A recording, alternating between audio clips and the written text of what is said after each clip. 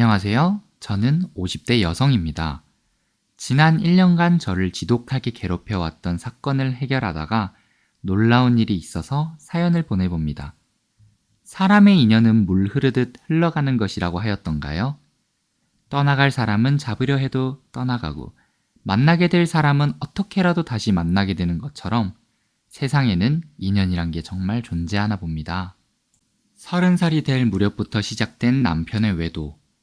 저에게는 지옥 같은 날들이었지요. 한 명의 여자로서 그저 사랑받고 싶었을 뿐인데 그 사람은 한 사람만 사랑하는 게 어려웠나 봅니다. 남편과 이혼 후 모아둔 돈으로 편의점을 하나 차렸고 꾸준히 노력한 끝에 지역 매출 1등을 하는 편의점이 되었어요. 이제는 걱정 없이 편하게 살 수 있는 처지라고 생각했는데 어느 날부터 가게에 이상한 일이 벌어졌어요. 하루는 출근길에 옆 가게들과 인사를 나누던 중 꽃집 아가씨가 다가와 저희 편의점 앞에 이상한 사람이 서 있다고 하더군요. 사장님, 저기 검정색 옷 입고 있는 사람 보이시죠? 일주일 전부터 계속 이 시간에 저기 서 있던데 누군지 아세요? 정말 저희 편의점 앞에는 검은 옷을 입은 누군가가 가게 내부를 빤히 쳐다보고 있었고 두리번거리며 주변을 경계하더니 이내 곧 사라지고 말았습니다. 황급히 가게로 다가가 그 사람이 있던 자리를 살펴보았으나 훼손되거나 문제되는 부분은 찾아볼 수 없었습니다. 별일 없겠지 하며 가게 문을 열고 늘 하던 대로 활기찬 하루를 시작했습니다. 천장에 있는 거미줄을 치고 바닥을 쓸고 진열대를 정리하고 벽에 있는 달력에 X 표시를 하였습니다. 달력에 X 표시는 왜 하냐고요? 저희 편의점은 일주일에 5번씩 물류가 들어오는데 신선식품의 경우 유통기한이 길지 않기 때문에 매일 체크해 가며 유통기한이 얼마 남지 않은 음식들을 확인하고 최우선적으로 판매하고 있어요. 저희 편의점 주변에는 학원이 많기 때문에 대부분 모든 음식이 잘 팔리지만 가끔 발주를 잘못 넣는 날에는 음식이 남기도 해요. 이럴 때는 제가 먹거나 알바생이 한 번에 모아 음식물 쓰레기통에 버리곤 하죠. 그렇게 오픈 준비를 다 마치고 나니 다가오는 어버이날을 맞이하여 편의점 외부를 꾸며주어야 했어요. 행사 기간이 되면 본사에서 인테리어 물품을 보내는데 아무래도 매대 설치가 힘든 일이다 보니 알바생과 함께 작업하게 되었습니다. 우선 가게 앞에 두었던 원목 테이블을 치워야 하는데 이게 어찌나 무겁던지 알바생과 둘이 들다가 그만 옆으로 넘어뜨리고 말았어요. 저 또한 테이블과 함께 넘어지는 바람에 손을 다쳤지만 알바생의 말 한마디에 아픔을 느낄 새 없이 경찰에 신고했습니다. 사장님, 테이블 밑에 이게 뭐예요? 저 지금 소름 끼쳐요. 원목 테이블 밑에는 숫자와 이상한 모양들이 가득 그려져 있었습니다. 혹시나 싶어 다른 테이블들도 확인하였는데 역시 대부분의 테이블들이 낙서로 가득하더군요. 대체 누가 이런 짓을 벌인 걸까? 장난치고는 좀 심한 것 같다는 생각에 경찰을 불러 모든 상황을 설명했습니다. 그러나 돌아오는 대답은 몹시 실망스러웠습니다.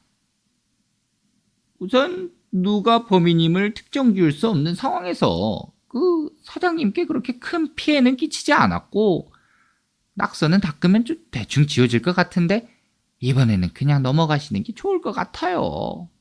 물론 경찰관님 말대로 별일 아니라고 생각하며 그냥 넘어갈 수도 있지만 저는 찝찝한 기분을 쉽게 지울 수 없었어요. 그래서 곧장 가게 CCTV를 볼 수 있는 컴퓨터 앞으로 향했습니다. 저는 그때부터 밤새 CCTV를 되돌려 보았지만 워낙 오래된 CCTV이기도 하고 근처에 밝은 불빛이 없기 때문에 사실상 야간에서 사람의 형체를 제대로 알아볼 수는 없었습니다. 분명 몇몇 사람들이 지나가기는 하는데 저 사람들이 어떻게 생겼는지 어떤 행동을 하는지는 전혀 알 수가 없더라고요. 그날 아침에 봤던 수상한 사람이 범인일 것 같다는 느낌을 본능적으로 느끼게 되었지만 마땅한 증거가 없기에 어쩔 수 없이 저는 범인 찾기를 포기하게 되었습니다. 그 후로 평소보다 가게 관리를 철저하게 하기 위해서 알바생이 하는 일까지 제가 다 하나하나 검토하기로 했어요. 그러다가 놀라운 사실을 하나 발견했죠. 저희 가게에서 폐기해야 할 신선식품 한 번에 모아서 버린다고 했던 거 기억하시나요? 분명 금요일마다 버리기로 했던 신선식품들이 목요일마다 죄다 사라져 있던 겁니다. 처음에는 폐기 수량을 잘못 세었나, 알바생이 몰래 먹었나 생각하며 대수롭지 않게 여겼지만 뒤숭숭한 일이 계속 일어나다 보니 괜히 신경 쓰이기 시작했습니다. 언제부터 이런 일이 일어났는지 확인하기 위해 알바생을 불러 꼬치꼬치 캐물어 보았는데 처음에는 우물쭈물하며 대답을 못하던 알바생은 결국 저에게 사실대로 이야기를 하더군요. 그게 사실은 꽤 오래 전부터 음식이 사라지긴 했어요. 예, 한 1년 정도 된 것 같아요. 아니, 그 사장님한테 들키면 혼날 것 같아서 일부러 말 안 했거든요. 그리고 어차피 버려야 할 음식이었는데 이걸 버리든 잃어버리든 결국은 없어진 거니까 제가 청소도 안 해도 돼서 좋았고요. 말끝을 흐리며 눈치를 보는 알바생이 그저 답답했습니다. 처음부터 알았다면 음식물 보관 자리에 CCTV를 추가했을 텐데 1년이라는 시간 동안 방치를 해왔다는 사실이 참 어이없더군요. 이미 지나간 일이니 어쩔 수 없다고 생각을 하며 현재의 상황을 정리해 보았습니다. 1. 매일 아침마다 누군가 우리 가게 주변을 서성거린다. 2. 언제부터 생겼는지 모르는 낙서가 있다. 3. 1년 전부터 폐기해야 할 음식들이 사라져 오고 있다. 생각하면 생각할수록 너무 무섭더라고요. 그래도 기필코 범인은 꼭 잡겠다는 심정으로 저는 퇴근을 하지 않고 가게에 남아 날을 새어보기로 했습니다. 쏟아지는 잠을 참아가며 날밤을 지새운 저는 충격적인 광경을 직접 목격하게 되었습니다. 새벽 6시쯤 키가 160 정도 되어 보이는 사람이 모자를 깊게 푹 눌러 쓴 후 저희 편의점 뒷문 주변을 서성거리기 시작했습니다. 그러더니 저희 편의점 뒷문을 가볍게 따고 자연스럽게 창고로 들어가더군요. 주머니에 음식을 잔뜩 들고 나온 범인은 준비되어 있는 가방에 음식을 넣고 가게 정문으로 향했습니다. 그러고는 가게 앞 테이블 밑으로 들어가 그림을 그리는 듯한 행위를 한 뒤 유유히 사라지더군요. 창고 안에는 따로 CCTV가 없어 어떤 일이 일어났는지 정확히 모르지만 확실한 건 여느 때와 마찬가지로 신선식품들이 사라져 있었습니다. 하지만 특이하게도 사라진 음식들은 오직 폐기 시간이 지나 판매할 수 없는 식품들 뿐이었습니다. 마음 먹고 가져간다면 원하는 대로 마음껏 들고 갈 수 있었을 텐데 왜 굳이 폐기 시간이 지난 식품들만 가져간 걸까요? 이유 불문 범인은 저희 편의점에서 1년 동안 도둑질을 지속해온 파렴치한 인간인 것을 누구보다 잘 알기에 곧바로 경찰서에 신고를 했습니다. 경찰을 불러 모든 상황을 알려드리고 나서야 본격적인 수사가 시작되더군요. 매일 같은 패턴으로 범행을 저지르던 범인은 수사 시작 이틀 만에 붙잡히게 되었고 범인의 정체를 알고 난 뒤 저는 깜짝 놀라고 말았습니다. 모자에 가려져 있던 범인의 정체는 이제 막 중학생이 된 여자아이였으며 언제 씻었는지도 모를 정도로 꼬질꼬질한 모습이었습니다. 당황한 기색을 감추지 못한 저는 잠깐 현실을 부정하였으나 이내 곧 정신을 차리고 사건 경위서와 진술서를 읽어보았습니다. 범인의 진술서에는 그저 죄송하다는 말과 함께 눈물 자국이 가득했고 어이가 없던 찰나 누군가 저를 불러내어 따라 나서게 되었습니다. 바쁘실 텐데 여기까지 와주셔서 감사합니다. 사건 담당 형사 오정태입니다. 실은 사장님께서 좀 알아두시면 좋을 것 같은 사항들이 몇 가지 있어가지고 따로 불러냈습니다. 형사님은 저에게 이번 사건이 일어나게 된 계기와 함께 아이의 신상을 알려주었습니다. 이름 정서윤, 나이는 14세이며 현재 고아원에서 지내고 있으나 몇 달 전 실종 신고가 들어왔다고 합니다. 또한 고아원에서 몰래 빠져나와 떠돌이 생활을 하던 도중 배가 고파 절도를 저지른 것 같다는 말과 함께 범행 과정을 설명해 주셨습니다. 매일 새벽마다 저희 가게에 있는 달력을 보며 신선식품이 들어오는 날과 폐기해야 할 날을 확인했고, 매일 물건을 챙겨 나올 때 테이블 아래에 그림을 그려 들고 나온 제품을 기록했던 것입니다. 동그라미는 김밥, 세모는 삼각김밥처럼 말이죠. 그제서야 모든 퍼즐이 맞춰지더군요. 자세한 내용은 직접 들어야 할 것 같은 느낌이 들어 이야기를 마친 뒤 아이에게 향했습니다. 혼자 울먹이며 고개를 푹 숙인 아이에게 다가가 조심스럽게 말을 건넸습니다. 안녕 서윤아, 사장님이랑 이야기 좀 할까? 그렇게 고개를 든 서윤이의 모습은 어딘가 낯이 익었습니다. 분명 어디서 많이 본 얼굴, 그렇지만 정확히 기억이 안 나는... 아리송에 있는 저를 보며 서윤이가 먼저 말을 걸어왔습니다. 이모, 죄송해요. 어차피 버리는 것 같아서 몰래 먹었어요. 처음에는 딱 하나만 먹으려고 했는데 고아원 친구들한테 들키고 난 후 자기네 것까지 훔쳐오라고 해서 어쩔 수 없었어요. 제발 원장 선생님한테는 말하지 말아주세요. 제발요. 고아원에서 따돌림을 당하고 있는 것처럼 보이는 서윤이가 무슨 잘못이 있겠나요? 자잘못을 따지려기보다는 그저 고아원 생활이 오죽 힘들었으면 이랬을까 하는 안쓰러움만 느껴지더군요. 안쓰러워 보이는 서윤이를 토닥여 주려는데 서윤이의 손목에 있는 흉터를 보게 되었습니다. 왼쪽 손목에 난 흉터를 보니 그제서야 제 앞에 있는 아이가 누군지 떠올랐습니다. 때는 5년 전 남편과 끝내기로 했던 날이었습니다. 깨진 접시 파편들을 치우며 서러움에 눈물을 흘리고 있을 때 누군가 초인종을 누르더군요. 워낙 기분이 좋지 않았던 터라 대꾸도 하기 싫었지만 계속되는 초인종 소리와 쿵쿵거리는 소리에 짜증이 나서 문을 확 열었습니다. 문 앞에는 옆집 여자아이가 손에 피를 철철 흘린 채로 넘어져 있었습니다.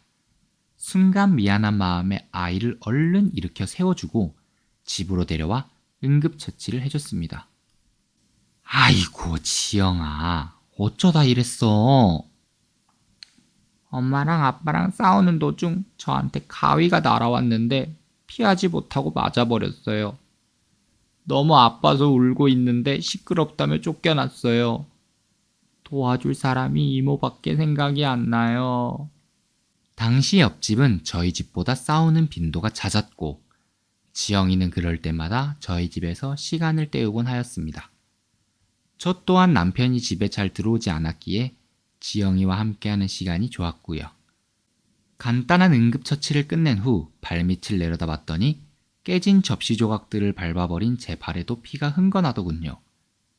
한숨을 쉬고 조각들을 빼내며 붕대를 감고 있는데 갑자기 문득 지영이 걱정이 되기 시작했습니다.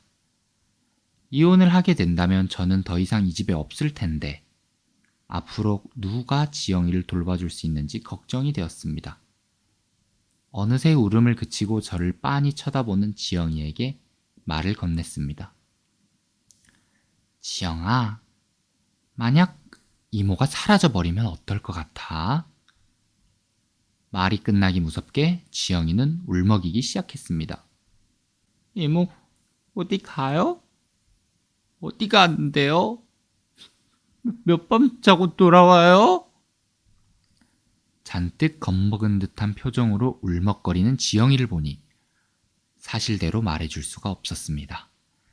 아무 일도 아니라는 변명을 하고 지영이와 함께 밥을 먹은 뒤 조금 잠잠해진 옆집으로 돌려보냈습니다. 그 다음 날 저는 바로 이삿짐을 챙겨 그 집을 나왔고 그날 이후 지영이에 대해 까맣게 잊고 살아왔습니다. 그런데 오늘이 돼서야 잊고 있던 지영이를 다시 떠올리게 되었어요. 지영이 맞지 너? 이제는 서윤이라는 이름으로 살아가는 지영이를 품에 안고 펑펑 울었습니다. 말도 없이 떠나서 미안했던 감정과 그간 얼마나 힘들게 살아왔을지에 대한 연민들이 제 눈물이 되어 끊임없이 흘러나왔습니다. 어느 정도 진정이 되고 나서 지영이와 경찰서에 나와 근처 국밥집으로 향했습니다. 며칠 굶은 사람처럼 허겁지겁 먹는 지영이를 보며 참 안쓰럽다는 생각이 들더군요.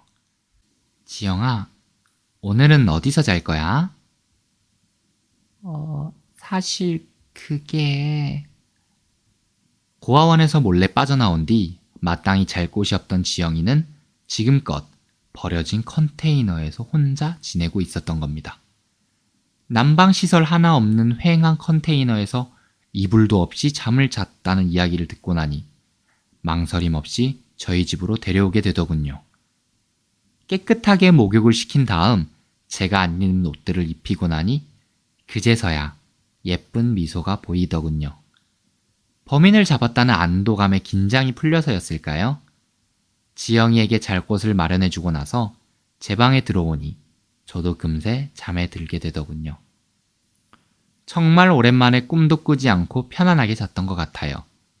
눈을 떠보니 시간은 어느새 12시가 넘어 있었고 찌뿌둥하던 몸은 날아갈 듯이 가벼웠어요.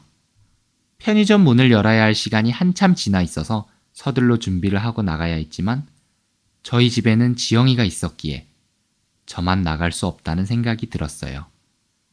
그런데 분명 어젯밤까지 누워있던 지영이는 온데간데 없고 가지런히 놓여있는 이불만 있었습니다. 이게 무슨 상황인지, 혹시 제가 꿈을 꾼 건 아닌지 뒤숭숭한 마음으로 도착한 편의점에는 눈을 뜨고도 믿을 수 없는 현실이 일어나 있었습니다. 입구 테이블에 앉아서 저를 기다리는 손님들, 옆 가게까지 줄 서 있는 사람들. 저희 가게가 무슨 유명한 맛집도 아닌 그저 평범한 편의점일 뿐인데 왜 이렇게 줄을 서 있는지 도저히 이해가 되지 않았습니다. 평소와는 다른 모습 때문인지 주변 상인들의 시선이 부담스러울 정도로 느껴지더군요. 많은 인파를 뚫고 편의점 문을 열었더니 대기하고 있던 사람들이 약속이라도 한 듯 차례차례 들어와 물건을 사기 시작했습니다. 생전 처음 겪는 상황에 몹시 당황했으나 저는 곧 모든 상황을 이해하게 되었어요. 손님의 대부분은 어린 학생들, 그리고 중장년층이 대부분이었습니다. 알고 보니 이들은 지영이가 머무르던 고아원의 관계자들, 한마디로 지영이의 가족들이었습니다. 안경을 쓰고 인자한 미소를 띤 마지막 손님은 본인을 고아원 원장이라고 소개하며 잠시 시간 좀 내어달라 하셨습니다. 그러고는 테이블에 앉아 오늘 아침에 있었던 이야기를 천천히 해주시더군요. 5개월 동안 돌아오지 않았던 서윤이가 행복한 모습으로 저를 찾아왔습니다. 처음에는 많이 놀랐지만 그간 이야기를 듣고 나니 사장님에게 감사하다는 이야기를 꼭 전해드려야 되겠다고 생각이 들더군요. 그렇습니다. 지영이는 오늘 아침 저보다 일찍 일어나 홀로 고아원에 찾아갔던 겁니다. 그렇게 돌아가기 싫어했던 고아원을 저희 편의점을 위해 다시 찾아갔다는 건 어쩌면 지영이가 정말 큰 용기를 낸 것이겠지요. 지영이의 기특한 마음씨에 저는 또 한 번 눈물을 보이고 말았어요. 저 멀리서 저를 지켜보던 지영이는 밝은 웃음을 보이며 저에게 다가오기 시작했어요. 이렇게 맑은 마음씨를 가진 아이가 세상에 몇이나 있을까요? 학교를 가야 한 나이임에도 불구하고 이렇게 방황하고 있는 지영이를 보자니 너무 마음이 쓰였습니다. 그리고 저는 결정을 내렸어요. 원장 선생님, 괜찮다면 지영이는 앞으로 저와 함께 살아도 될까요? 제 질문에 원장 선생님은 인자한 미소를 띠며 말씀하시더군요. 물론이지요. 사장님이시면 지영이에게 좋은 엄마가 될 수 있을 거예요. 옆에서 모든 걸 듣고 있던 지영이는 저를 한번 빤히 쳐다보고는 제 팔뚝에 머리를 박고 혼자 흐느끼기 시작했습니다. 머리를 쓰다듬으며 편하게 울게 놔둔 뒤 저는 가게 문을 닫고 고아원으로 향했습니다. 여러 가지 서류들을 작성하고 지영이의 짐을 챙길 때조차 실감이 나지 않았는데 지영이와 함께 한 집에서 밥을 먹고 있으니 이제 정말 제 자식 같다는 느낌을 받았습니다. 이제껏 각자의 삶으로 힘들었던 저희는 서로에게 의지하고 기대며 행복하게 살아가고 있어요. 내일이면 우리 지영이가 새로운 학교를 가는 날입니다. 기존에 다니던 학교의 교복은 고아원에 냅둔 채 저희 집과 가까운 학교로 전학 가게 되었거든요. 새로운 교복이 마음에 들었는지 자기 전까지 입고 있다가 겨우 벗게 만들었네요.